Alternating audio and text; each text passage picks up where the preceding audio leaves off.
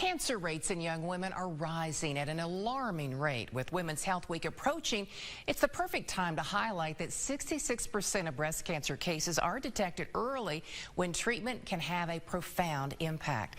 So joining us is cancer advocate Lachey, who uses her social media platform to address health care inequities and support those facing a breast cancer diagnosis.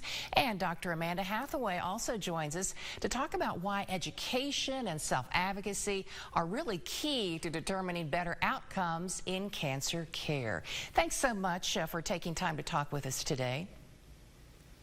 Thank you for having us. Yeah, thanks. Well, Lachey, we'll start with you. Talk to us about the moment you first felt the lump and what went through your mind when you received that diagnosis. So initially, when I first felt the lump, I thought it was associated with me working out. I thought it was some sort of a muscle, but I quickly realized that it persisted and it grew. So I went and got a mammogram and an ultrasound. And then I found out that I had stage 2B, hormone positive, HER2 negative breast cancer with a high risk of recurrence. And it was just very shocking, especially because I was only 26 years old. And usually somebody gets diagnosed with breast cancer at much older ages. And so, I just had to think a lot about life, and it changed my perspective. I was just like, YOLO, you only live once. And I said, I have to live now and in the moment. And now I'm just grateful to be here. And I'm just grateful that I was able to preserve my eggs, because that was another thing. I had to think about my future in terms of, will I be able to have children of my own one day? And it was just a lot, but I was able to find that inner strength and advocate. And that's why I'm so happy that I'm partnering with Eli Lilly, because I'm able to spread my message even more and help others. That's amazing.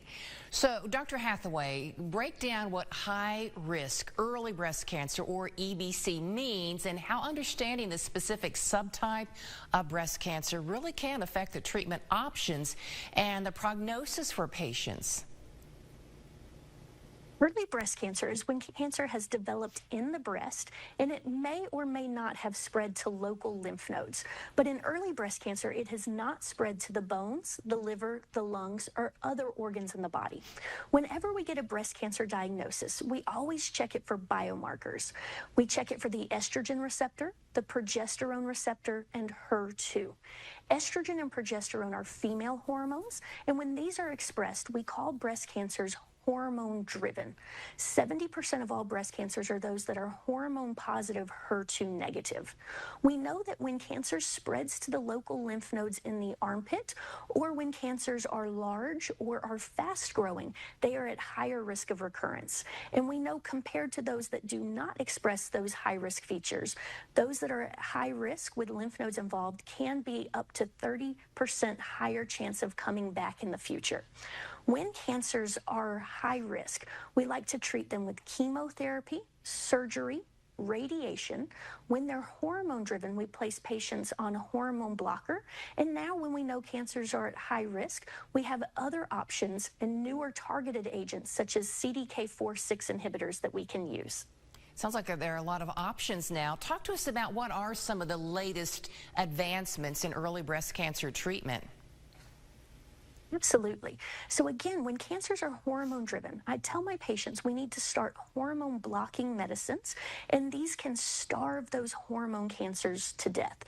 But the newer advances, the CDK4/6 inhibitors, these prevent these cells from replicating and dividing. And so when used with hormone blockers that starve cells to death, CDK4/6 inhibitors can prevent cells from replicating, and that significantly decreases these high-risk cancers from spreading to other areas of the body and decreases the chances of them coming back in the future. Oh, that is great to hear. And Lachey, thank you so much for sharing your story and really your mission now. Great talking to the both of you. Thank you so much. Thank you so much.